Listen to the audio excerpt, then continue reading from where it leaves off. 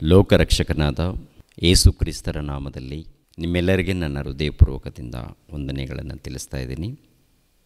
ಪಂಚಭೂತಗಳು ದೇವರ, ಅವುಗಳನ್ನು ಉಂಟು ಮಾಡಿದವರು ದೇವರ ಎಂಬ ಅಂಶವನ್ನು ನಿಮ್ಮೊಟ್ಟಿಗೆ ಮಾತನಾಡ್ತಾ ಇದ್ದೀನಿ. ಪಂಚಭೂತಗಳು ಅಂದರೆ ನೀರು, ಗಾಳಿ, ಬೆಂಕಿ, ಮಣ್ಣು, ಶೂನ್ಯ, ಆಕಾಶ, ಇಲ್ಲಂದರೆ ಕುಮುಟ ಅಂತಾರೆ, ಗಗನಮಂಡಲ. ಇವು ಪಂಚಭೂತಗಳು. ಈ ಪಂಚಭೂತಗಳಲ್ಲಿ ಕೆಲವರು ಒಂದೊಂದನ್ನು ಆರಿಸ್ಕೊಂಡಿದ್ದಾರೆ. ದೇವರನ್ನಾಗಿ ಪರಿಚಯ ಮಾಡೋದಕ್ಕೆ ಈ ಪಂಚಭೂತಗಳಲ್ಲಿ ಕೆಲವುಗಳನ್ನು ಆರಿಸಿಕೊಂಡು ಒಬ್ಬೊಬ್ಬರು ಒಂದೊಂದು ಪರಿಚಯ ಮಾಡಿದ್ದಾರೆ. ದೇವರ ವಿಷಯದಲ್ಲಿ ಈ ಸಮಾಜಕ್ಕೆ ಸತ್ಯವಾದಂಥ ಮಾಹಿತಿಯನ್ನು ಕೊಡಬೇಕು. ದೇವರ ವಿಷಯದಲ್ಲಿ ಸರಿಯಾದ ಮಾಹಿತಿಯನ್ನು ಕೊಡಬೇಕು. ದೇವರ ವಿಷಯದಲ್ಲಿ ಸರಿಯಾದ ಮಾಹಿತಿ ಕೊಟ್ಟಿದ್ದಾರಾ ಈ ಸಮಾಜದಲ್ಲಿ ಅಂತ ನೋಡುವಾಗ ಇಲ್ಲ, ಸರಿಯಾದ ಮಾಹಿತಿ ಇಲ್ಲ. ಕ್ರಿಸ್ತ ಪೂರ್ವದಲ್ಲಿ ಆಗಿರ್ಬೋದು, ಕ್ರಿಸ್ತ ಶಕದಲ್ಲಿ ಆಗಿರ್ಬೋದು. ಕ್ರಿಸ್ತ ಪೂರ್ವದಲ್ಲಿ ಇತಿಹಾಸ ಇದೆ. ಕ್ರಿಸ್ತ ಪೂರ್ವದಲ್ಲಿ ಒಡೆಯರು, ಚಕ್ರವರ್ತಿಗಳು, ಮೇಧಾವಿಗಳು ಅಂತ ಹೇಳಿ ಪರಿಚಯವಾದವರು ಬಹಳ ಮಂದಿ ಇದ್ದಾರೆ. ಅವರ ಕಾಲದಲ್ಲಿ ಏನಾದರೂ ಸರಿಯಾದ ರೀತಿಯಲ್ಲಿ ದೇವರನ್ನು ಕುರಿತು ಪರಿಚಯ ಮಾಡಿದ್ದಾರಾ ಅಂತ ನೋಡುವಾಗ ಸರಿಯಾದ ರೀತಿಯಲ್ಲಿ ಪರಿಚಯ ಮಾಡಿಲ್ಲ. ಪಂಚಭೂತಗಳನ್ನು ಪರಿಚಯ ಮಾಡಿದ್ದಾರೆ. ಪಂಚಭೂತಗಳನ್ನು ದೇವರೆಂದು ಪರಿಚಯ ಮಾಡಿದ್ದಾರೆ. ಪಂಚಭೂತಗಳು ಅಂದಾಗ ಗಾಳಿ ಒಬ್ಬ ದೇವರು ಎಂದು, ನೀರು ದೇವರು ಎಂದು, ಸೂರ್ಯನು ದೇವರು ಎಂದು, ಭೂಮಿ ದೇವರು ಎಂದು, ಆಕಾಶ ದೇವರು ಎಂದು ಹೀಗೆ ಪರಿಚಯ ಮಾಡಿದ್ದಾರೆ. ಎರಡನೇದಾಗಿ ಇನ್ನು ಕೆಲವರು ಅರ್ಥ ಮಾಡಿಕೊಳ್ಳದವರು ಇನ್ನೊಂದು ರೀತಿಯಲ್ಲಿ ಏನು ಮಾಡಿದ್ದಾರೆ ಅಂತ ನೋಡುವಾಗ ಗಿಡಗಳನ್ನು, ಮರಗಳನ್ನು, ಪ್ರಾಣಿಗಳನ್ನು, ಪಕ್ಷಿಗಳನ್ನು, ಜಂತುಗಳನ್ನು ದೇವರುಗಳಂತೇಳಿ ಪರಿಚಯ ಮಾಡಿದ್ದಾರೆ. ಅದು ಅವರವರ ಅನಿಸಿಕೆಗಳು. ಅವರವರ ಅನಿಸಿಕೆಗಳನ್ನು ಈ ಸಮಾಜಕ್ಕೆ ಪರಿಚಯ ಮಾಡಿದ್ದಾರೆ. ಗಿಡಗಳನ್ನು ಪರಿಚಯ ಮಾಡಿದ್ದಾರೆ, ಮರಗಳನ್ನು ಪರಿಚಯ ಮಾಡಿದ್ದಾರೆ, ಪ್ರಾಣಿಗಳನ್ನು ಪರಿಚಯ ಮಾಡಿದ್ದಾರೆ, ಜಂತುಗಳನ್ನು ಪರಿಚಯ ಮಾಡಿದ್ದಾರೆ. ಹೀಗೆ ಅವರವರ ಅನಿಸಿಕೆಗಳು ಈ ಸಮಾಜಕ್ಕೆ ಪರಿಚಯವಾಗಿದೆ.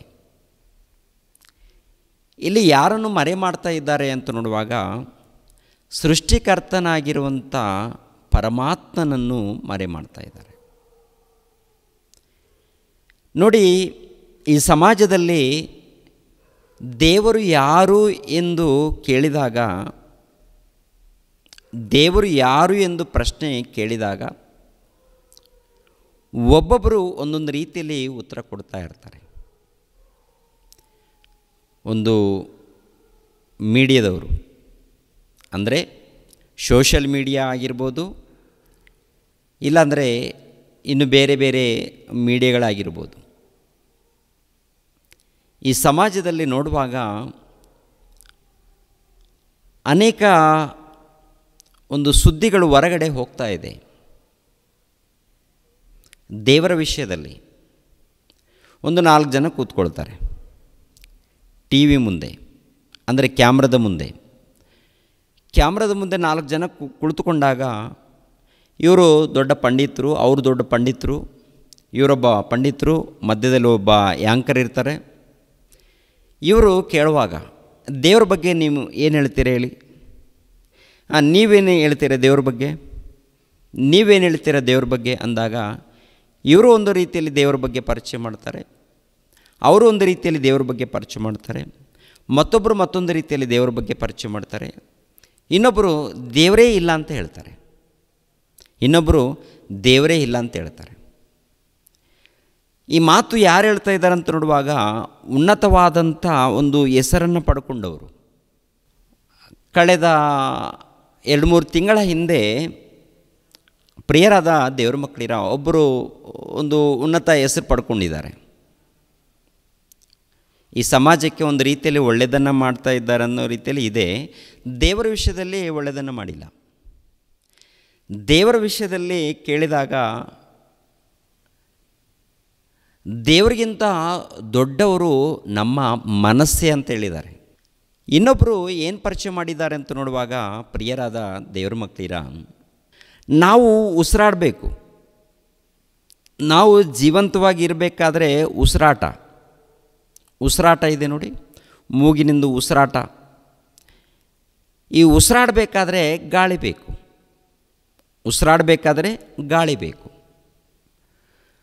ಗಾಳಿ ಇಲ್ಲದೆ ಹೋದರೆ ಮನುಷ್ಯನು ಬದುಕೋದಕ್ಕೆ ಸಾಧ್ಯವಿಲ್ಲ. ಗಾಳಿ ಇಲ್ಲದೆ ಹೋದರೆ ಯಾವ ಜೀವರಾಶಿಗಳು ಬದುಕೋದಕ್ಕೆ ಸಾಧ್ಯವಿಲ್ಲ. ಆದ್ದರಿಂದ ಈತನ ದೃಷ್ಟಿಯಲ್ಲಿ ಏನು ದೇವರು ಎಂದು ಕಂಡು ಬಂದಿದೆ ಅಂತ ನೋಡುವಾಗ ಗಾಳಿ ದೇವರು ಎಂದು ಕಂಡು ಬಂದಿದೆ ಆತನಿಗೆ. ಯಾಕೆಂದರೆ ಗಾಳಿ ಇಲ್ಲದೆ ಈ ಲೋಕದಲ್ಲಿ ಯಾವ ಜೀವರಾಶಿಗಳು ಬದುಕೋದಕ್ಕೆ ಸಾಧ್ಯನೇ ಇಲ್ಲ. ಆದ್ದರಿಂದ ಗಾಳಿ ದೇವರು, ಉಸಿರು ದೇವರು. ಆ ಗಾಳಿ ಇರುವುದರಿಂದ ನಾವು ಶ್ವಾಸವನ್ನು ಬಿಡ್ತಾ ಇದ್ದೀವಿ, ಶ್ವಾಸವನ್ನು ತೆಗೆದುಕೊಳ್ತಾ ಇದ್ದೀವಿ. ಆದ್ದರಿಂದ ಇವರು ಪರಿಚಯ ಮಾಡಿದ್ದು ಏನಪ್ಪ ಅಂತ ನೋಡುವಾಗ ಗಾಳಿನೇ ದೇವರು ಅಂತ. ಇನ್ನೊಬ್ಬರು ಏನು ಪರಿಚಯ ಮಾಡಿದ್ದಾರೆ, ಅಲ್ಲ ಗಾಳಿ ದೇವರಲ್ಲ, ಸೂರ್ಯನು.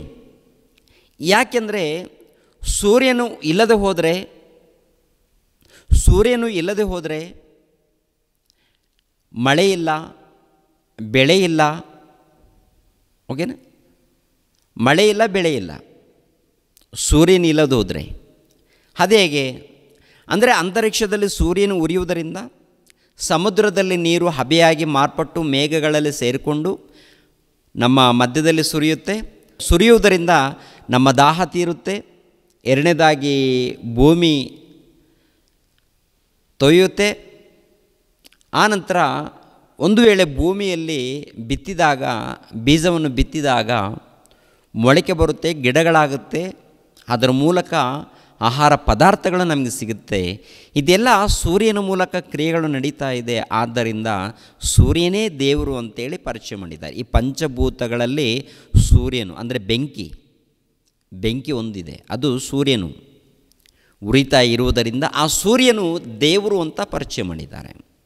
ಕೊನೆ ತನಕ ನೋಡಿದ್ರೆ ಕೆಲವು ವಿಷಯಗಳು, ಪ್ರಾಮುಖ್ಯವಾದಂಥ ವಿಷಯಗಳು ಗೊತ್ತಾಗುತ್ತೆ. ಇನ್ನು ಕೆಲವರು ಏನು ಮಾಡಿದ್ದಾರೆ ಅಂತ ನೋಡುವಾಗ ಪ್ರಿಯರಾದ ದೇವ್ರ ಮಕ್ಕಳಿರ, ಇಲ್ಲ ಸೂರ್ಯನಾಗಿರ್ಬೋದು, ಗಾಳಿ ಇರ್ಬೋದು, ಆದರೆ ನೀರು ಇಲ್ಲದೆ ಹೋದರೆ ಮನುಷ್ಯನು ಬದುಕೋದಕ್ಕೆ ಸಾಧ್ಯನೇ ಇಲ್ಲ.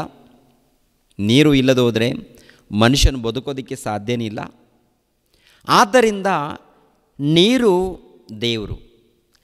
ಇನ್ನು ಕೆಲವರು ಭೂಮಿ ದೇವರು, ಮತ್ತು ಕೆಲವರು ಆಕಾಶ ದೇವರು ಅಂತೇಳಿ ಈ ರೀತಿ ಪರಿಚಯ ಮಾಡಿದ್ದಾರೆ.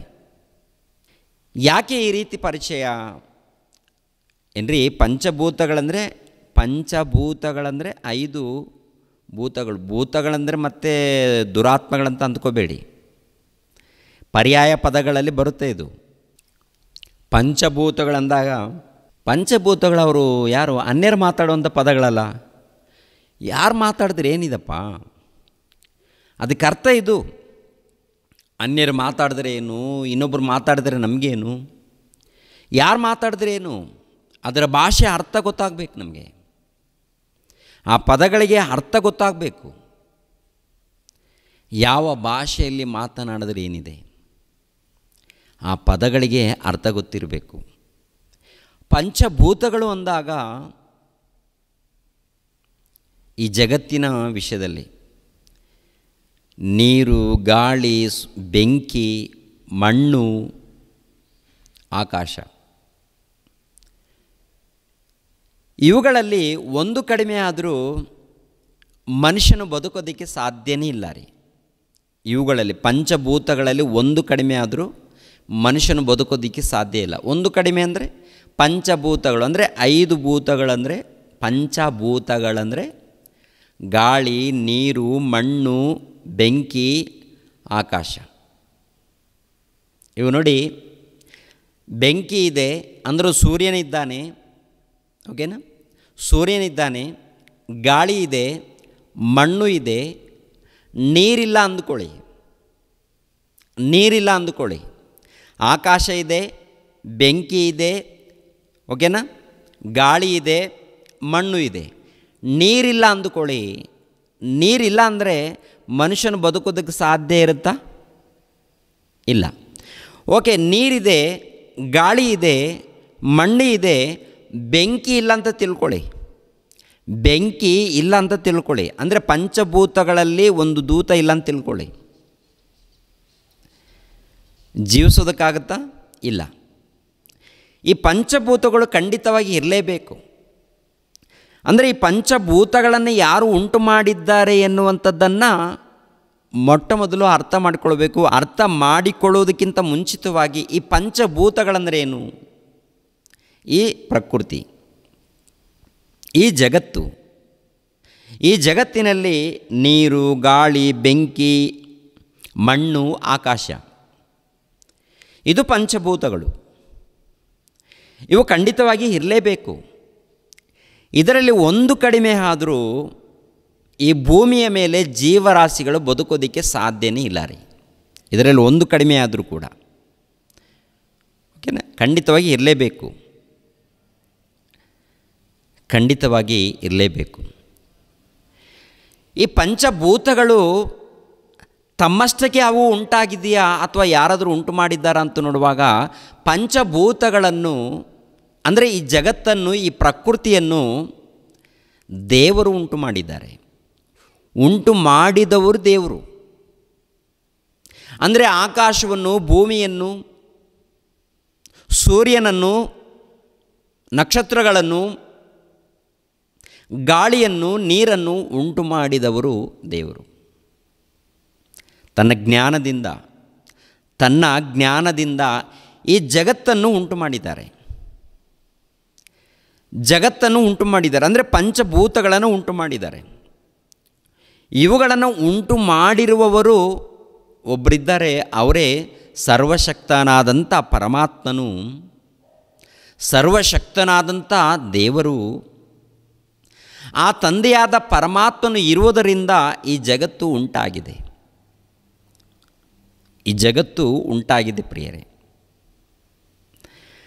ಅಂದರೆ ಪಂಚಭೂತಗಳನ್ನು ಉಂಟು ಮಾಡಿರುವಂಥ ದೇವರು ಇದ್ದಾರೆ, ಉಂಟು ಮಾಡಿದವರು ದೇವರಾಗ್ತಾರೆ. ಉಂಟು ಮಾಡಿರುವಂಥ ಸೃಷ್ಟಿಕರ್ತನು ದೇವರಾಗ್ತಾನೆ. ಸೃಷ್ಟಿಕರ್ತನ ಬಗ್ಗೆ ಈ ಸಮಾಜದಲ್ಲಿ ಸರಿಯಾದ ಮಾಹಿತಿ ಇಲ್ಲ. ಯಾಕೆ ಸರಿಯಾದ ಮಾಹಿತಿ ಪಡ್ಕೊಳ್ತಾ ಇಲ್ಲ ಅಂತ ನೋಡುವಾಗ ಎಲ್ಲರಿಗೆ ಈ ಲೋಕದ ಹುಚ್ಚು ಇದೆ ರೀ. ಎಲ್ಲರಿಗೆ ಏನು ಹುಚ್ಚು ಇದೆ ಅಂದರೆ ಈ ಲೋಕದಲ್ಲಿ ಹೇಗಾದರೂ ನಾನು ಜೀವಿಸಬೇಕು, ಜೀವಿಸಬೇಕು, ಒಂದು ಉನ್ನತನಾಗಿ ಜೀವಿಸಬೇಕು, ಜೀವಿಸಬೇಕು, ಶ್ರೇಷ್ಠನಾಗಿ ಜೀವಿಸಬೇಕು, ದೊಡ್ಡ ಐಶ್ವರ್ಯವಂತನಾಗಿ ಜೀವಿಸಬೇಕು ಅಂತ ಹೇಳಿ ದೇವರನ್ನು ಪಕ್ಕಕ್ಕಿಟ್ಟು ತಾನೇ ದೇವರಂತ ಹೇಳಿಕೊಂಡು, ಇಲ್ಲಾಂದರೆ ತಾನು ಯಾವುದೋ ಒಂದು ದೇವರನ್ನು ಉಂಟು ಮಾಡಿಕೊಂಡು ಈ ಪ್ರಪಂಚಕ್ಕೆ ಪರಿಚಯ ಮಾಡಿ ತನ್ನನ್ನು ತಾನು ಹೊಗಳಿಕೊಳ್ತಾ ಇದ್ದಾನೆ ಮನುಷ್ಯ. ದೇವರನ್ನು ಮರೆ ಮಾಡಿದ್ದಾನೆ, ಸೃಷ್ಟಿಕರ್ತನನ್ನು ಮರೆ ಮಾಡಿದ್ದಾನೆ. ಸೃಷ್ಟಿಕರ್ತನನ್ನು ಪರಿಚಯ ಮಾಡ್ತಾ ಇಲ್ಲ, ಸರಿಯಾದ ರೀತಿಯಲ್ಲಿ ಅರ್ಥ ಮಾಡಿಕೊಳ್ತಾ ಇಲ್ಲ, ಸರಿಯಾದ ರೀತಿಯಲ್ಲಿ ಸಮಾಜಕ್ಕೆ ಪರಿಚಯ ಮಾಡ್ತಾ ಇಲ್ಲ. ಅದಕ್ಕೆ ಕೆಲವರು ಅರ್ಥ ಮಾಡಿಕೊಳ್ಳದೆ ಕೆಲವರು ಏನಾಗಿದ್ದಾರೆ ಅಂತ ನೋಡುವಾಗ ದೇವರೇ ಇಲ್ಲ ಅಂತೇಳಿ ಬಡ್ಕೊಳ್ತಾ ಇದ್ದಾರೆ, ಕೆಲವರು ದೇವರಿಲ್ಲ ಅಂತೇಳಿ. ಪ್ರಿಯರ ದೇವ್ರ ಮಕ್ಕಳಿರ, ಆಲೋಚನೆ ಮಾಡುವಾಗ ಈ ಜಗತ್ತು ಉಂಟಾಗಿದೆ, ಈ ಪಂಚಭೂತಗಳು ಉಂಟಾಗಿದೆ. ಇವು ಉಂಟಾಗಬೇಕಾದರೆ ಈ ಪಂಚಭೂತಗಳ ಹಿಂದೆ ಮಹಾಶಕ್ತನಿದ್ದಾನೆ. ಮಹಾಶಕ್ತನಿದ್ದಾನೆ. ಅದಕ್ಕೆ ವಿಜ್ಞಾನಿಗಳು ಏನಂತ ಹೇಳಿದಾರಂತ ನೋಡುವಾಗ, ಈ ಜಗತ್ತು ಸುಮಾರು 1370 ಕೋಟಿ ವರ್ಷಗಳ ಹಿಂದೆ ಉಂಟಾಗಿದೆ. ಆದರೆ ಇದನ್ನು ಯಾರು ಉಂಟು ಮಾಡಿದರೂ ನಮ್ಗೆ ಗೊತ್ತಿಲ್ಲ. ಒಟ್ಟಿನಲ್ಲಿ ಇದು ಉಂಟಾಗಿದೆ. ಅದಕ್ಕಿಂತ ಮುಂಚಿತವಾಗಿ ಶೂನ್ಯ, ಅದಕ್ಕಿಂತ ಮುಂಚಿತವಾಗಿ ಏನೂ ಇಲ್ಲ, ಖಾಲಿ. ಸೂರ್ಯನೂ ಇಲ್ಲ, ಚಂದ್ರನೂ ಇಲ್ಲ, ಭೂಮಿ ಇಲ್ಲ, ಆಕಾಶ ಇಲ್ಲ, ಸಮುದ್ರ ಇಲ್ಲ, ಖಾಲಿ. ಸುಮಾರು 1370 ಕೋಟಿ ವರ್ಷಗಳ ಹಿಂದೆ ಇದೆಲ್ಲ ಖಾಲಿ, ಏನೂ ಇಲ್ಲ, ಶೂನ್ಯ, ಏನೂ ಇಲ್ಲ. ಸುಮಾರು ಕೋಟ್ಯಾನು ಕೋಟಿ ವರ್ಷಗಳ ಹಿಂದೆ ಈ ಜಗತ್ತು ಉಂಟಾಗಿದೆ. ಈ ಜಗತ್ತಿನ ಹಿಂದೆ ಮಹಾ ಆಕರ್ಷಕ ಶಕ್ತಿ ಇದೆ ಅಂತ ಹೇಳಿದ್ದಾರೆ. ಮಹಾ ಆಕರ್ಷಕ ಶಕ್ತಿ ಇದೆ ಅಂತ ಹೇಳಿದ್ದಾರೆ. ಮಹಾಶಕ್ತಿ ಇದೆ ಅಂತ ಹೇಳಿದ್ದಾರೆ ಅವರು. ಆದರೆ ದೇವರು ಅಂತ ಅವರು ಒಪ್ತಾ ಇಲ್ಲ. ಆದರೆ ಈ ಜಗತ್ತಿನ ಹಿಂದೆ, ಈ ಪಂಚಭೂತಗಳ ಹಿಂದೆ ಮಹಾ ಆಕರ್ಷಕ ಶಕ್ತಿ ಇದೆ ಎಂದು ವಿಜ್ಞಾನಿಗಳು ಒಪ್ಪಿಕೊಂಡಿದ್ದಾರೆ. ಪ್ರಿಯರಾದ ದೇವರ ಮಕ್ಕಳಿಗೆ, ಆ ಮಹಾ ಆಕರ್ಷಕ ಶಕ್ತಿನೇ ಸರ್ವಶಕ್ತನಾದಂಥ ದೇವರು.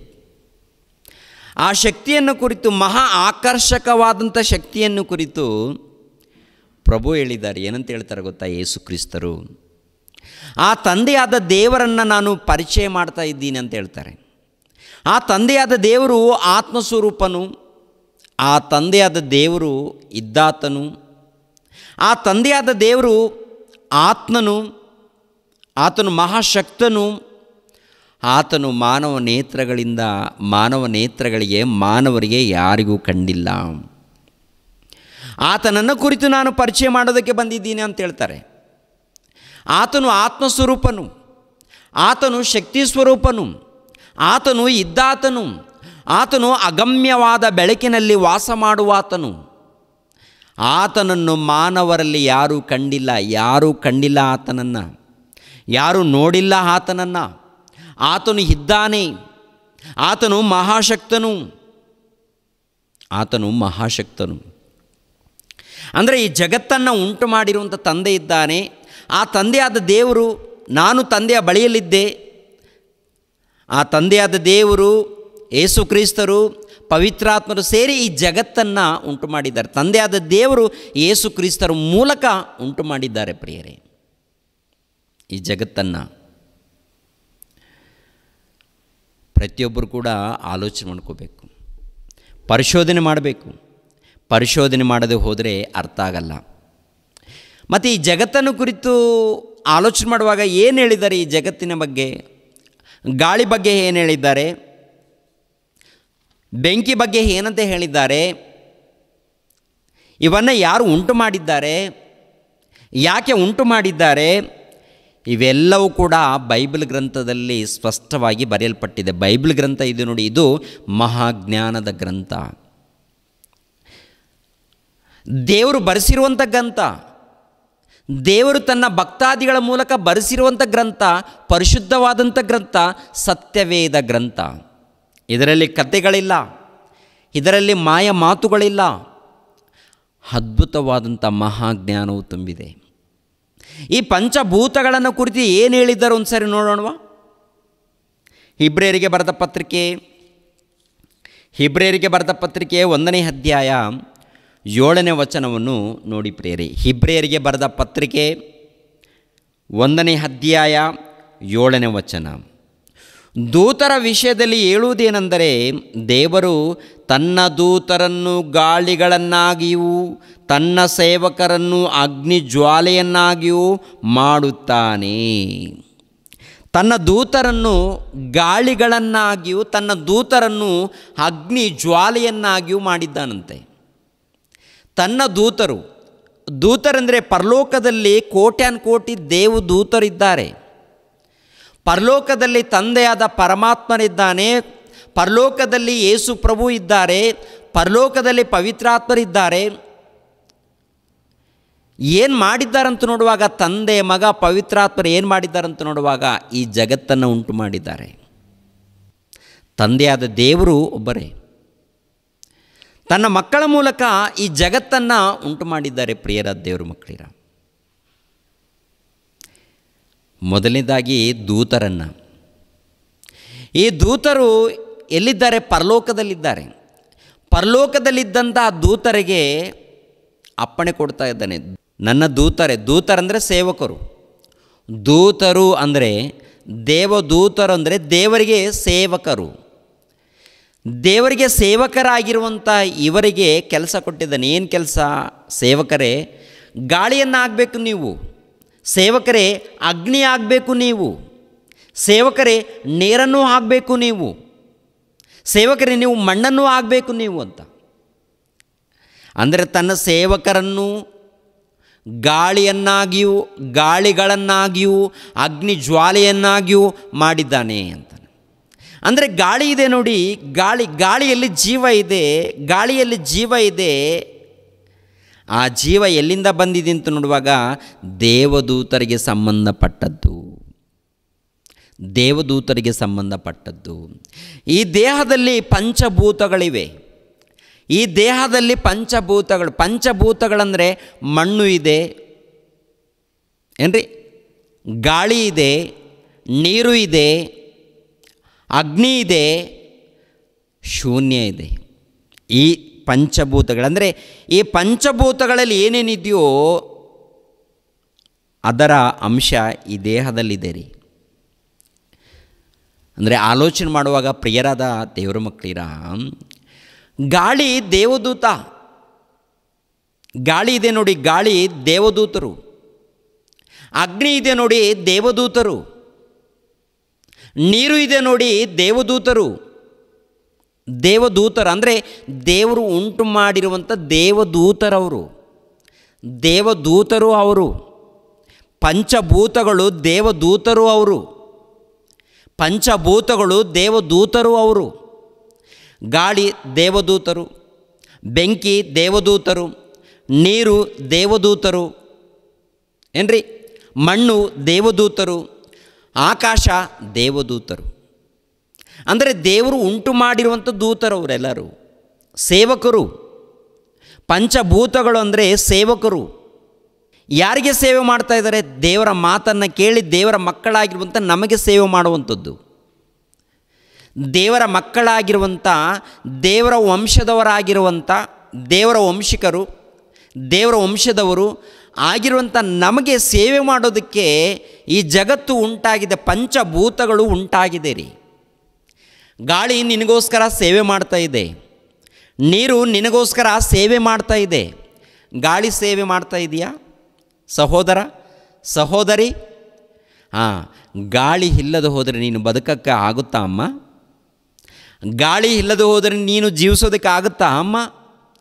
ಗಾಳಿ ಇದೆ, ನೀನು ಉಸಿರಾಡ್ತಾ ಇದೆಯಾ? ಉಸಿರಾಡೋದಕ್ಕೆ ಗಾಳಿ ಬೇಕಾ? ಅಂದರೆ ಗಾಳಿ ಅನ್ನುವಂಥದ್ದು ನಿನಗೆ ಸೇವೆ ಮಾಡ್ತಾ ಇದೆಯಾ? ನಿನ್ನ ಗುಂಡಿಗೆ ಹೊಡ್ಕೊಳ್ತಾ ಇದೆಯಂದ್ರು, ನಿನಗೆ ತಂಪಾದ ಗಾಳಿ ಕೊಡ್ತಾ ಇದೆಯಂದ್ರು. ಈ ಗಾಳಿ ಅನ್ನುವಂಥ ದೇವದೂತನು ಸೇವೆ ಮಾಡ್ತಾ ಇದ್ದಾನೆ. ಸೇವೆ ಮಾಡುವುದರಿಂದ ಇವತ್ತು ನಾವು ನೆಮ್ಮದಿಯಾಗಿದ್ದೀವಿ. ಗಾಳಿ ಮಾತ್ರವಲ್ಲ, ಗಾಳಿ ಎಂಬ ದೇವದೂತನು ಮಾತ್ರವಲ್ಲ, ನೀರು ಎಂಬ ದೇವದೂತನು ಕೂಡ ಸೇವೆ ಮಾಡ್ತಾ ಇದ್ದಾನೆ. ಏನ್ರಿ, ಈ ದೇಹದಲ್ಲಿ ನೀರಿನ ಅಂಶ ಇರಬೇಕಾ? ನೀರಿನ ಅಂಶ ಇಲ್ಲದೆ ಹೋದರೆ ಮುಗೀತು. ಗೊಟಕ್ಕಂತೀವಿ, ಸತ್ತೋಗ್ತೀವಿ, ಆತ್ಮ ಇಲ್ಲ, ಹೊರಟೋಗುತ್ತೆ. ಅದೇ ಪ್ರಕಾರ ಅಗ್ನಿ ಅಂಶ, ಅಗ್ನಿ ಅಂಶ ಕೂಡ ಈ ದೇಹದಲ್ಲಿ ಇರಬೇಕು ತಕ್ಕಷ್ಟು. ಈ ದೇಹದಲ್ಲಿ ಅಗ್ನಿ ಅಂಶ ಇರಬೇಕು, ಈ ದೇಹದಲ್ಲಿ ನೀರಿನ ಅಂಶ ಇರಬೇಕು, ಈ ದೇಹದಲ್ಲಿ ಗಾಳಿ ಅಂಶ ಇರಬೇಕು, ಈ ದೇಹದಲ್ಲಿ ಮಣ್ಣಿನ ಅಂಶ ಇರಬೇಕು, ಈ ದೇಹದಲ್ಲಿ ಶೂನ್ಯ ಇರಬೇಕು. ಇದರಲ್ಲಿ ಒಂದು ಇಲ್ಲದಿದ್ದರೂ ಕೂಡ ನಿನಗೆ ಇಲ್ಲಿ ಜಾಗ ಇಲ್ಲ.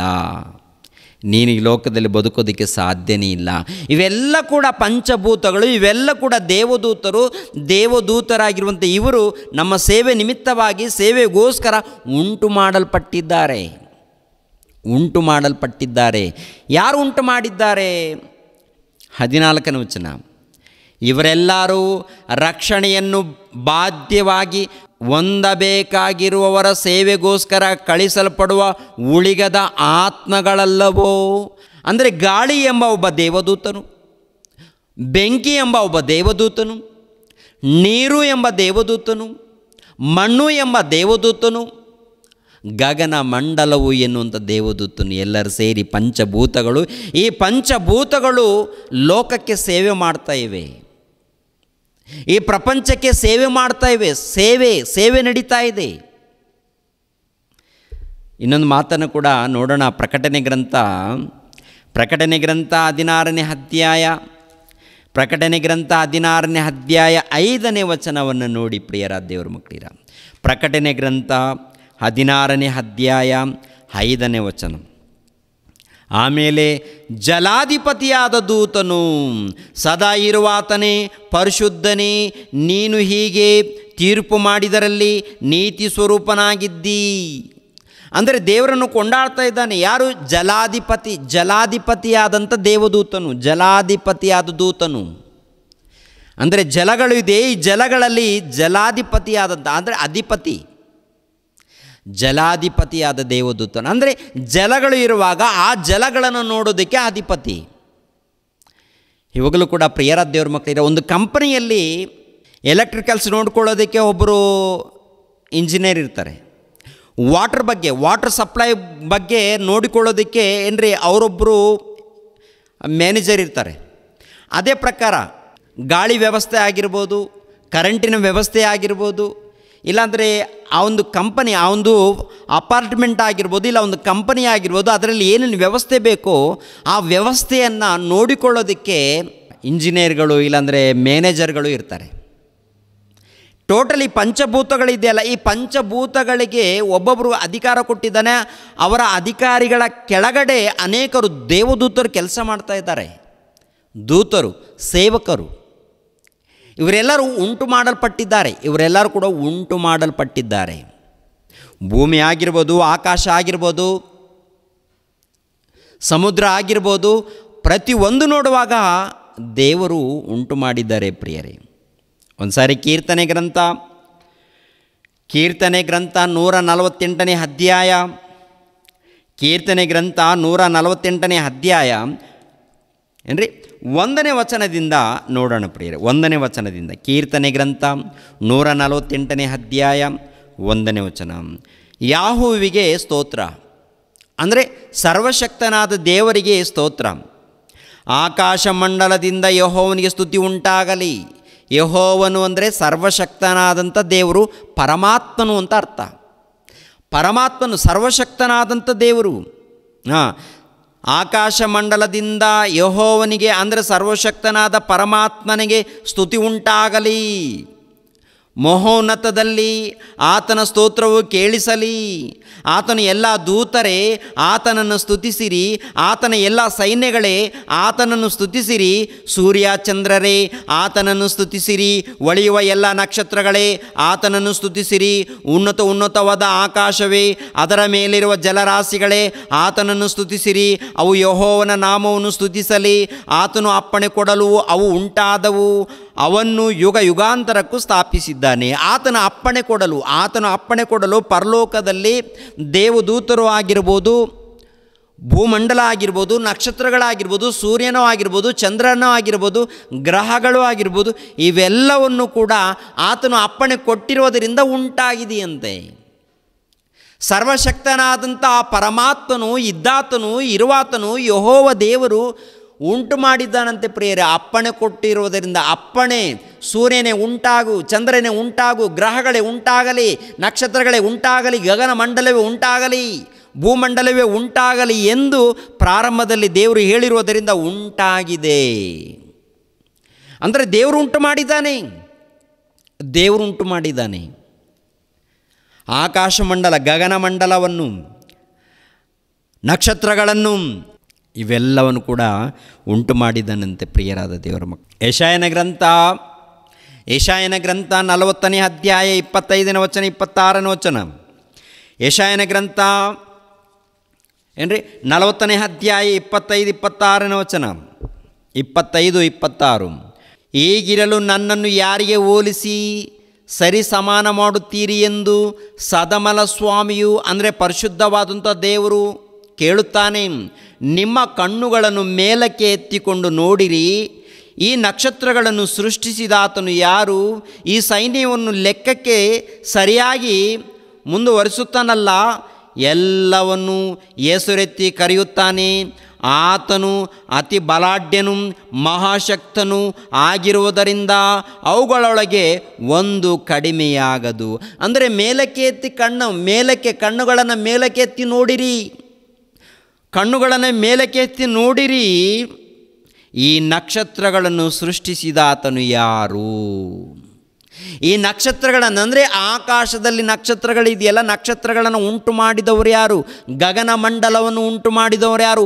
ಒಂದು ಸಾರಿ ಪರಿಶೋಧನೆ ಮಾಡಿ ಅಂತ ಹೇಳ್ತಾರೆ ದೇವರು ಭಕ್ತರ ಮೂಲಕ, ಪ್ರವಾದಿಯಾದ ಯೆಶಾಯನ ಮೂಲಕ ನುಡಿದಿರುವಂಥ ಮಾತು. ಕ್ರಿಸ್ತ ಪೂರ್ವ 750 ವರ್ಷಗಳ ಹಿಂದೆ, ಕ್ರಿಸ್ತ ಪೂರ್ವ 750 ವರ್ಷಗಳ ಹಿಂದೆ ಪ್ರವಾದಿಯಾಗಿರುವಂಥ ಯೆಶಾಯನ ಮೂಲಕ ನುಡಿದಿರುವಂಥ ಈ ಮಾತು. ಇನ್ನೊಂದು ಮಾತನ್ನು ಕೂಡ ನೋಡೋಣ. ಅದೇ ಯೆಶಾಯನ ಗ್ರಂಥ 45ನೇ ಅಧ್ಯಾಯ 6ನೇ ವಚನ ಏನ್ರಿ 7ನೇ ವಚನ, 45 6 7. ಮೂಡಲಿಂದ ಪಡವಲ ತನಕ ಇರುವವರೆಲ್ಲರೂ ಇದನ್ನು ನೋಡಿ ನನ್ನ ವಿನಃ ಯಾರೂ ಇಲ್ಲ, ನಾನೇ ಯೆಹೋವನು ಅಂದರೆ ನಾನೇ ಪರಮಾತ್ಮನು, ಇನ್ನು ಯಾವನು ಅಲ್ಲ. ನಾನೇ ಪರಮಾತ್ಮನು, ನಾನೇ ಸರ್ವಶಕ್ತನು, ನಾನೇ ಸರ್ವೋನ್ನತನು, ನಾನೇ ಪರತ್ಪರನಾದ ದೇವರು, ಇನ್ನು ಯಾರೂ ಇಲ್ಲ ಅಂತ ಹೇಳ್ತಾರೆ. ದೇವರು ಹೇಳುವಂಥ ಮಾತು ಈ ಮಾತು ನನ್ನ ಮಾತಲ್ಲ. ನಾನು ಬೆಳಕಿಗೂ ಕತ್ತಲಿಗೂ ಸೃಷ್ಟಿಕರ್ತನು. ನಾನು ಬೆಳಕಿಗೂ ಕತ್ತಲಿಗೂ ಅಂದರೆ ಬೆಳಕು ಕತ್ತಲು ಟೋಟಲ್ ಎಲ್ಲಕ್ಕೆ ಸೃಷ್ಟಿಕರ್ತನು ನಾನೇ. ಮೇಲನ್ನು ಕೇಡನ್ನು ಬರ ಮಾಡುವವನು, ಈ ಸಮಸ್ತ ಕಾರ್ಯಗಳನ್ನು ನಡೆಸುವ ಯೆಹೋವನು ನಾನೇ ಎಂದು ತಿಳಿದುಕೊಳ್ಳುವರು.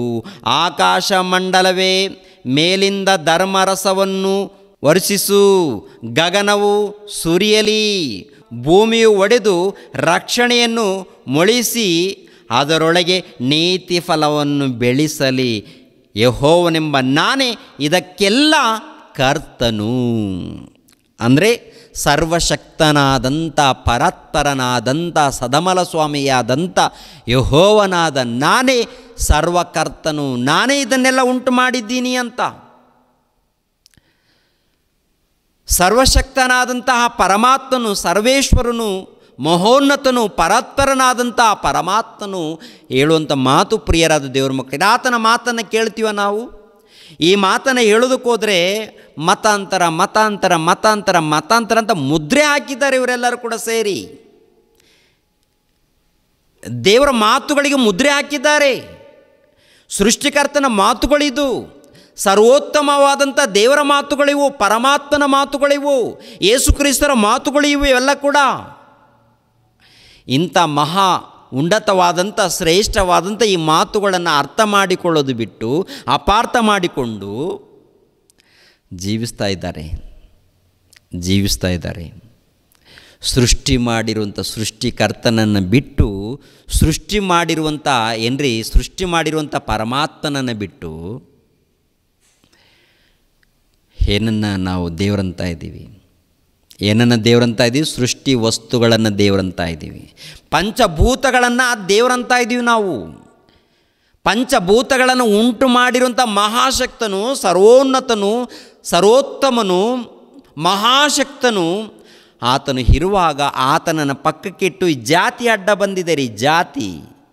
ಈ ಜಾತಿ ಎಂದು, ಕುಲವೆಂದು, ಮತವೆಂದು ಇದು ಅಡ್ಡ ತಂದುಬಿಟ್ಟಿದೆ. ನಮ್ಮದು ದೊಡ್ಡ ಜಾತಿ, ನಮ್ಮದು ದೊಡ್ಡ ಕುಲ. ನಿನ್ನ ಕುಲ ಏನಪ್ಪ ಉಂಟು ಮಾಡಿದೆ? ನಿನ್ನ ಕುಲ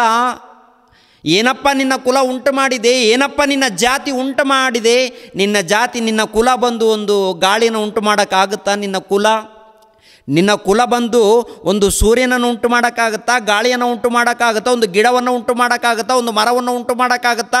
ಏನು ಉಂಟು ಮಾಡೋಕ್ಕಾಗುತ್ತೆ ನಿನ್ನ ಕುಲ? ಜಗಳ ಉಂಟು ಮಾಡುತ್ತೆ ನಿನ್ನ ಕುಲ, ಗಲಾಟೆಗಳನ್ನು ಉಂಟು ಮಾಡುತ್ತೆ ನಿನ್ನ ಕುಲ, ತೊಂದರೆಗಳನ್ನು ಉಂಟು ಮಾಡುತ್ತೆ ನಿನ್ನ ಕುಲ, ಸಮಸ್ಯೆಗಳನ್ನು ಉಂಟು ಮಾಡುತ್ತೆ ನಿನ್ನ ಕುಲ. ದೇವರು ಉಂಟು ಮಾಡಿದ್ದಾರೆ ಜಗತ್ತನ್ನು. ದೇವರು ಉಂಟು ಮಾಡಿದ್ದಾರೆ ಈ ಜಗತ್ತನ್ನು. ದೇವರು ಉಂಟು ಮಾಡಿದ್ದಾರೆ ಸೂರ್ಯನನ್ನು, ಚಂದ್ರನನ್ನು, ನಕ್ಷತ್ರಗಳನ್ನು, ಪಂಚಭೂತಗಳನ್ನು ಉಂಟು ಮಾಡಿದ್ದಾರೆ. ದೇವರು ಉಂಟು ಮಾಡಿದ್ದಾರೆ. ದೇವರು ಉಂಟು ಮಾಡಿರೋದರಿಂದ ನೀನು ಹೊಟ್ಟೆ ತುಂಬ ಊಟ ಮಾಡಿ ನೆಮ್ಮದಿಯಿಂದ ನಿದ್ರೆ ಮಾಡ್ತಾ ಇದೆಯಾ.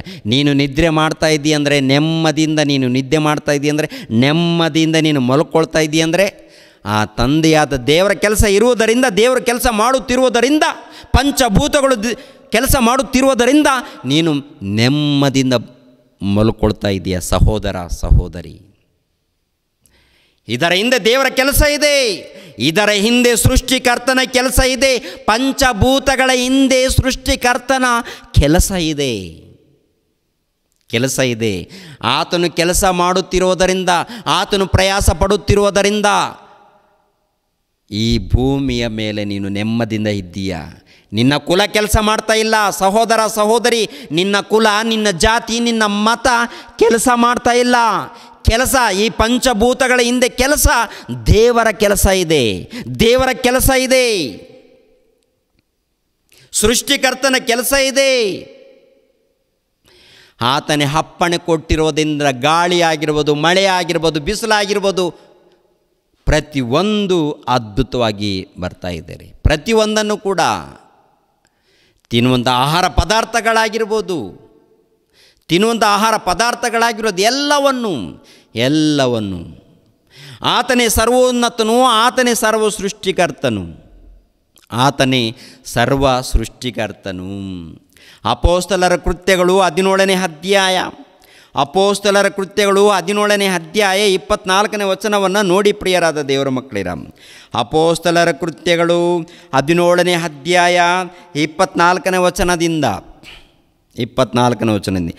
ಜಗತ್ತನ್ನು ಅದರಲ್ಲಿರುವ ಎಲ್ಲ ವಸ್ತುಗಳನ್ನು ಉಂಟು ಮಾಡಿದ ದೇವರು ಭೂಮಿಯ ಆಕಾಶಗಳ ಒಡೆಯನಾಗಿರುವುದರಿಂದ ಆತನು ಕೈಯಿಂದ ಕಟ್ಟಿರುವ ಗುಡಿಗಳಲ್ಲಿ ವಾಸ ಮಾಡುವವನಲ್ಲ, ತಾನೇ ಎಲ್ಲರಿಗೂ ಜೀವ, ಶ್ವಾಸ ಮುಂತಾದೆಲ್ಲವನ್ನು ಕೊಡುವವನಾಗಿರಲಾಗಿ ಕೊರತೆ ಇದ್ದವನಂತೆ ಮನುಷ್ಯರ ಕೈಗಳಿಂದ ಸೇವೆ ಹೊಂದುವವನಲ್ಲ. ಮನುಷ್ಯರ ಕೈಯಿಂದ ಆ ಸೃಷ್ಟಿಕರ್ತನಾದಂಥ ಪರಮಾತ್ಮನು ಮನುಷ್ಯರ ಕೈಯಿಂದ ಸೇವೆ ಮಾಡಿಸ್ಕೊಳ್ಳೋನಲ್ಲ. ಸೃಷ್ಟಿಕರ್ತನ ಹೇಗಿದ್ದಾನೆ ಗೊತ್ತಾ? ಆಕಾಶ, ಮಹಾ ಆಕಾಶ ಕೂಡ ಇಡಿಸಲಾರದ ದೊಡ್ಡ ದೇವರು, ಮಹಾದೇವರು, ಉನ್ನತನಾದ ದೇವರು, ಮಹಾಶಕ್ತನು ಆ ತಂದೆಯಾದ ಪರಮಾತ್ಮನು. ಆ ತಂದೆಯಾದ ಪರಮಾತ್ಮನನ್ನು ಕುರಿತು ಉನ್ನತವಾಗಿ ಪರಿಚಯ ಮಾಡಿರೋರೇ ದೈವಕುಮಾರನು. ದೈವಕುಮಾರನು ಯಾರಪ್ಪ ಅಂತ ನೋಡುವಾಗ ಶಕಪುರುಷನು, ಯುಗ ಪುರುಷನು, ಮೋಕ್ಷ ಪ್ರದಾತನು ಯೇಸು ಕ್ರಿಸ್ತನು. ಯೇಸು ಕ್ರಿಸ್ತನ ಪ್ರಿಯರೇ, ಮೋಕ್ಷ ಪ್ರದಾತನು ಮಹಾಜ್ಞಾನದ ಸಂಗತಿಗಳನ್ನು ತಿಳಿಸಿದ್ದಾನೆ. ನಾವೆಲ್ಲರೂ ದೇವರ ಮಕ್ಕಳು, ನಾವೆಲ್ಲರೂ ದೇವರ ಮಕ್ಕಳು. ಈ ಲೋಕದಲ್ಲಿ ಕುಲ, ಜಾತಿ, ಮತ ಎನ್ನುವಂಥದ್ದು ತಪ್ಪು. ನಾವೆಲ್ಲರೂ ದೇವ್ರ ಮೂಲಕ ಬಂದವರು, ದೇವ್ರ ಮೂಲಕ ಹುಟ್ಟಿದವರು, ದೇವ್ರ ಮೂಲಕ ಈ ಲೋಕಕ್ಕೆ ಬಂದಿದ್ದೇವೆ. ಆದ್ದರಿಂದ ಈ ಲೋಕಕ್ಕೆ ಬಂದಿರುವಂಥ ನಾವೆಲ್ಲರೂ ದೇವರ ಬಳಿಗೆ ಸೇರಬೇಕು. ದೇವರ ಬಳಿಗೆ ಹೋಗಬೇಕಾದ್ರೆ ಈ ಲೋಕದಲ್ಲಿ ಸತ್ಯದ ಮಾರ್ಗವನ್ನು ತಿಳ್ಕೊಳ್ಬೇಕು, ಭಯ ಭಕ್ತಿಯಿಂದ ಜೀವಿಸಬೇಕು. ಸೃಷ್ಟಿಕರ್ತನನ್ನು ತಿಳಿದುಕೊಂಡು ಆತನನ್ನು ಘನಪಡಿಸಬೇಕು, ಆತನನ್ನು ಮಹಿಮೆ ಪಡಿಸಬೇಕು, ಆತನನ್ನು ಕೊಂಡಾಡಬೇಕು, ಆತನ ಸೇವೆ ಮಾಡಬೇಕು. ಈ ಜಗತ್ತಿನಲ್ಲಿ ಆತನ ಸೇವೆ ಮಾಡಬೇಕು. ಆತನ ಮಾತಿಗೆ ಒಳಪಟ್ಟು ಪಶುಗಳು ಸೇವೆ ಮಾಡ್ತಾ ಇವೆ, ಪ್ರಾಣಿಗಳು ಸೇವೆ ಮಾಡ್ತಾ ಇವೆ, ಗಿಡಗಳು ಸೇವೆ ಮಾಡ್ತಾ ಇವೆ, ಮರಗಳು ಸೇವೆ ಮಾಡ್ತಾ ಇವೆ, ಗಾಳಿ ಸೇವೆ ಮಾಡ್ತಾ ಇದೆ, ನೀರು ಸೇವೆ ಮಾಡ್ತಾ ಇದೆ, ಸೂರ್ಯನೂ ಸೇವೆ ಮಾಡ್ತಾ ಇದ್ದಾನೆ. ಪ್ರತಿಯೊಂದು ಸೇವೆ ಮಾಡ್ತಾ ಇದೆ. ಪ್ರತಿಯೊಂದು ಸೇವೆ. ಸೂರ್ಯನು ಸೇವೆ ಮಾಡ್ತಾ ಇದ್ದಾನೆ. ಏನ್ರಿ ಯಾವತ್ತು ಉಂಟಾಗಿದ್ದನೋ ಅಂದಿನಿಂದ ಇಂದಿನ ತನಕ ಉರಿತಾ ಇದ್ದಾನೆ. ದಗ ಉರಿತಾ ಇದ್ದಾನೆ. ಮಳೆ ಸುರಿತಾ ಇದೆ. ಇದೆಲ್ಲ ಏನಪ್ಪ ಅಂತ ನೋಡುವಾಗ ಸೇವೆ.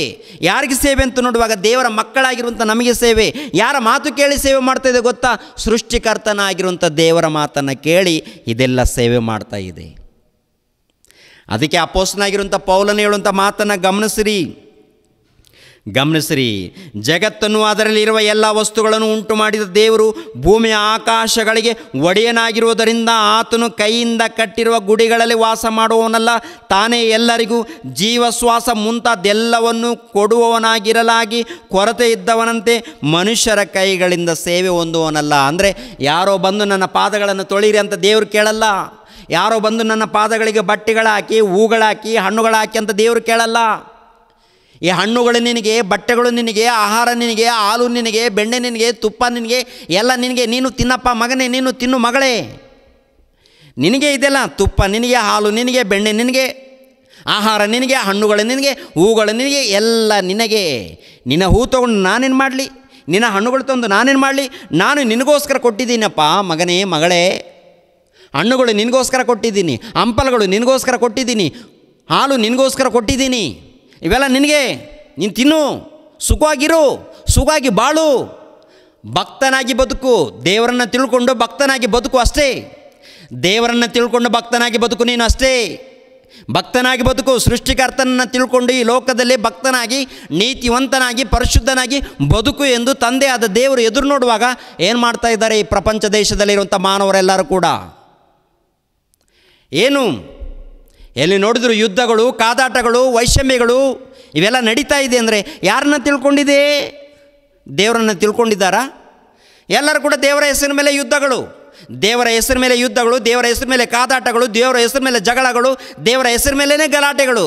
ದೇವರ ಹೆಸರು ಅಡ್ಡ ಇಡ್ತಾ ಇದ್ದಾರೆ. ನಮ್ಮ ದೇವರು, ನಮ್ಮ ದೇವರು, ನಮ್ಮ ದೇವರು.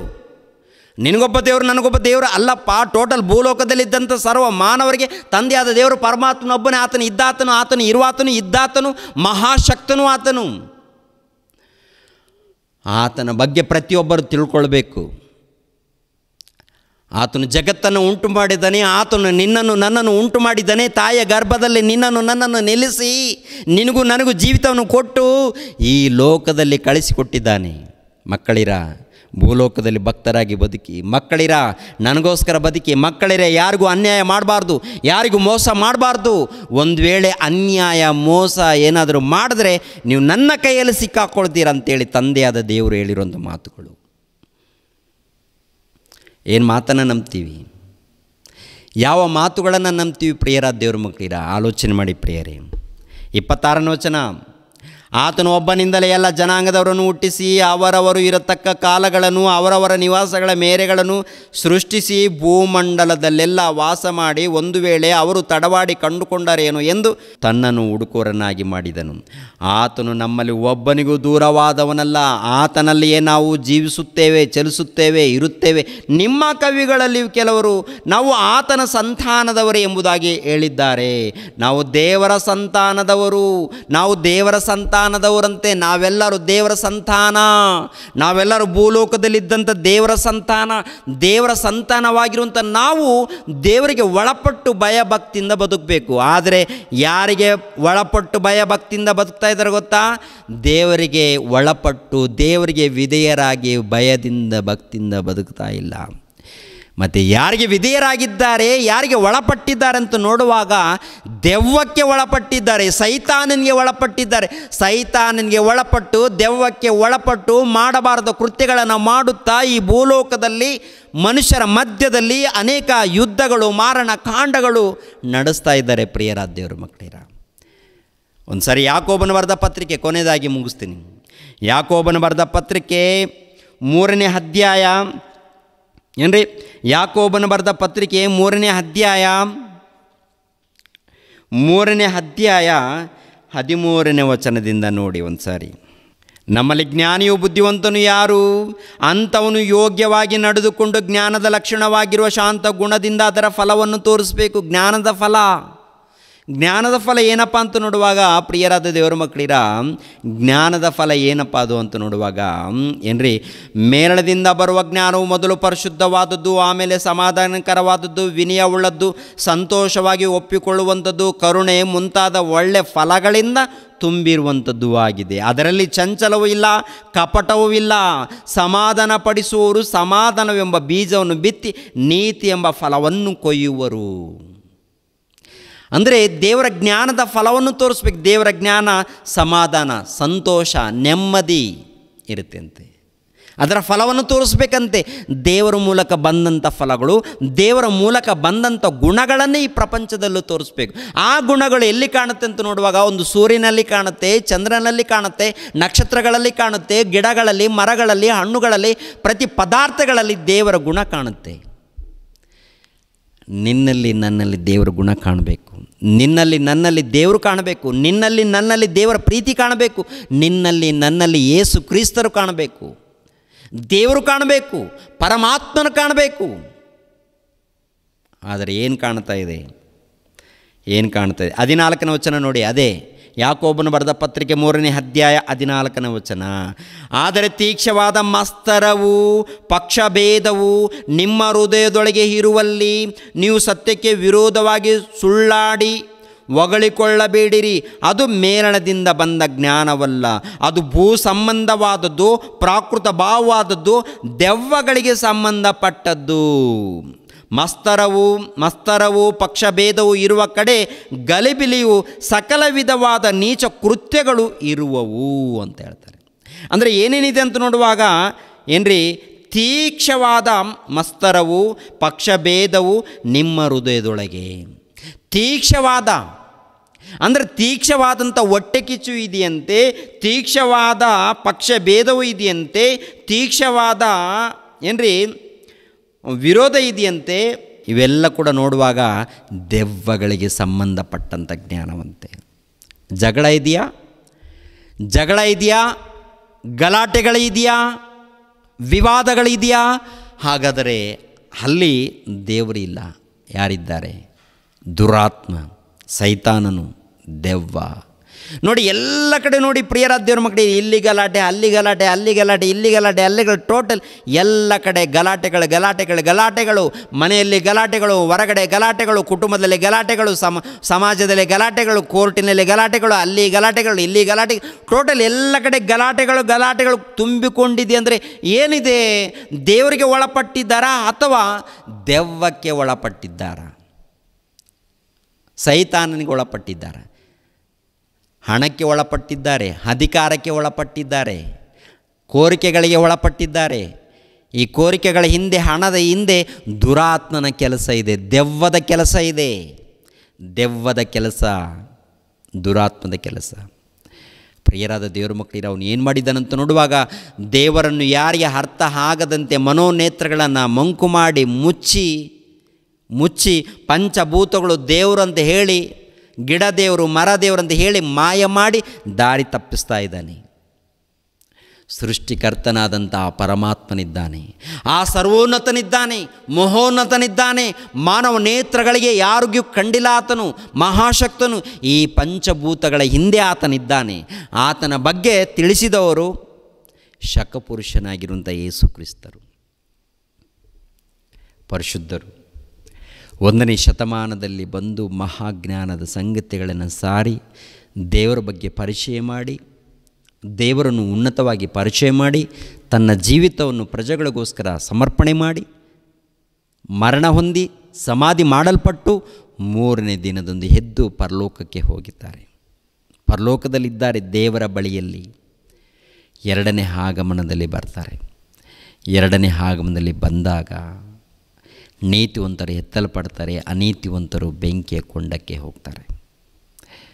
ನಂಬಿದವರು ರಕ್ಷಣೆ ಹೊಂದುತ್ತಾರೆ, ನಂಬದೆ ಹೋದರೆ ಈ ಮಾತುಗಳನ್ನು ನಂಬಿ ಭಕ್ತಿಯಿಂದ ನಡ್ಕೊಂಡು, ಯೇಸು ಕ್ರಿಸ್ತರನ್ನು ತಿಳ್ಕೊಂಡು, ತಂದೆಯ ಮಗನ ಪವಿತ್ರಾತ್ಮನ ಹೆಸರಿನಲ್ಲಿ ದೀಕ್ಷಾಸ್ಥಾನ ಪಡೆದುಕೊಂಡು ಭಕ್ತಿಯಿಂದ ನಡೆದರೆ ನಿತ್ಯ ಲೋಕ ಸಿಗುತ್ತೆ, ಇಲ್ಲದೆ ಹೋದರೆ ಬೆಂಕಿಯ ಕೊಂಡಕ್ಕೆ ಹೋಗ್ತೀರ ಅಂತ ಹೇಳಿದ್ದಾರೆ. ಆದ್ದರಿಂದ ಪ್ರಿಯರಾದ ದೇವರ ಮಕ್ಕಳಿಗೆ ಆಲೋಚನೆ ಮಾಡಿ, ದೇವರನ್ನು ಕುರಿತು ಆಲೋಚನೆ ಮಾಡಿ, ದೇವರ ಕೆಲಸವನ್ನು ಕುರಿತು ಯೋಚನೆ ಮಾಡಿ, ದೇವ್ರಿಗೋಸ್ಕರ ಯೋಚನೆ ಮಾಡಿ, ಭಯ ಭಕ್ತಿಯಿಂದ ಜೀವಿಸಿ. ದೇವರು ನಿಮ್ಮನ್ನು ನನ್ನನ್ನು ಆಶೀರ್ವದಿಸಲಿ. ಎಲ್ಲರೂ ತಲೆ ಬಾಗಿಸರೆ ಪ್ರಾರ್ಥನೆ ಮಾಡಿ ಮುಗಿಸುತ್ತೇನೆ. ಪ್ರಿಯ ಪರಲೋಕದಲ್ಲಿದ್ದಂಥ ನಮ್ಮ ತಂದೆಯ ದೇವರೇ, ವಂದನೆಗಳು, ಸ್ತೋತ್ರಗಳು ತಂದೆ. ನಿಮ್ಮನ್ನು ಕುರಿತು ಉನ್ನತವಾಗಿ ಪರಿಚಯ ಮಾಡಬೇಕು, ನಿಮ್ಮನ್ನು ಕುರಿತು ಶ್ರೇಷ್ಠವಾಗಿ ಪರಿಚಯ ಮಾಡಬೇಕು, ಇನ್ನೂ ಹೆಚ್ಚಾಗಿ ಪರಿಚಯ ಮಾಡಬೇಕು ತಂದೆಯ ದೇವರೇ, ನೀವು ಇದ್ದೀರ. ನಿಮ್ಮ ಕೃಪೆ ಮೂಲಕ ಈ ಜಗತ್ತು, ನಿಮ್ಮ ಕೃಪೆ ಮೂಲಕ ಈ ಪಂಚಭೂತಗಳು, ನಿಮ್ಮ ಕೃಪೆ ಮೂಲಕ ಈ ಮಾನವರು. ತಂದೆಯ ದೇವರೇ, ಇವತ್ತು ಮಾನವರೆಲ್ಲರೂ ಬದುಕ್ತಾ ಇದ್ದಾರೆ, ಜೀವಿಸ್ತಾ ಇದ್ದಾರೆ ಅಂದರೆ ತಂದೆ ನೀವು ಕೊಟ್ಟಂಥ ಭಿಕ್ಷೆ ನಿಮ್ಮ ಮೂಲಕ ತಂದೆ. ಅದಕ್ಕೆ ನಿಮಗೆ ಕೃತಜ್ಞತೆಗಳು, ಸ್ತೋತ್ರಗಳು ತಂದೆಯ ದೇವರೇ. ನಡೆಸಿ ತಂದೆ, ಪ್ರಯಾಣದಲ್ಲಿ ವಾತಾವರಣ ವಿಷಯದಲ್ಲಿ, ಪ್ರತಿಯೊಂದು ವಿಷಯದಲ್ಲಿ ಸಹಾಯ ಮಾಡಿ. ನೇರ ಪ್ರಸಾರದಲ್ಲಿ ಎಷ್ಟು ಮಂದಿ ನಿಮ್ಮ ಮಕ್ಕಳು ವಾಕ್ಯಗಳನ್ನು ಕೇಳಿದರು ಎಲ್ಲರನ್ನೂ ಬಲಪಡಿಸಿ. ಯೇಸು ಪವಿತ್ರ ನಾಮದಲ್ಲಿ ಬೇಡ್ತಾ ಇದ್ದೀನಪ್ಪ ತಂದೆಯೇ, ಆಮೇನ್. ಎಲ್ಲರಿಗೂ ವಂದನೆಗಳು ಪ್ರಿಯರು.